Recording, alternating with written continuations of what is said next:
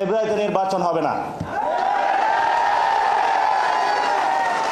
যদি ফেব্রুয়ারিতে নির্বাচন হয়, আমার যে ভাইয়েরা শহীদ হয়েছিল, রক্ত দিয়েছিল সংস্কারের জন্য, একটি নতুন সংবিধানের জন্য, তাহলে কবরে গিয়ে তার লাশটা ফেরত দিতে হবে এই সরকারকে।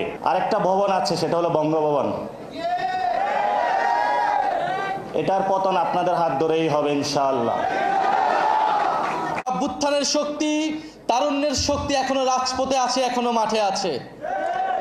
গত 1 বছর ছাড় দিয়েছি, জুলাই ঘোষণাপত্রে ছাড় দিয়েছি, জুলাই সনদে কোনো ছাড় হবে না। 1% ছাড়ও জুলাই সনদে দেওয়া হবে না।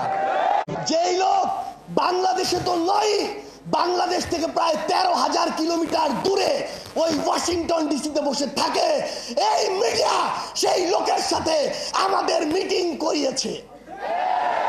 এই মিডিয়া আমাদের সাথে সেই লোকের একসাথে নাস্তা করিয়েছে। এই মিডিয়া আমাদের সাথে সেই লোকের একসাথে বৈঠক করিয়েছে। আমরা দেখি 3 বার ব্রেকিং ব্রেকিং ব্রেকিং দিয়ে ওই চ্যানেল 1, এই চ্যানেল 1 থেকে প্রথম এই প্রোপাগান্ডা পুরা বাংলাদেশকে, পুরা পৃথিবীকে গেলানো হয়েছে।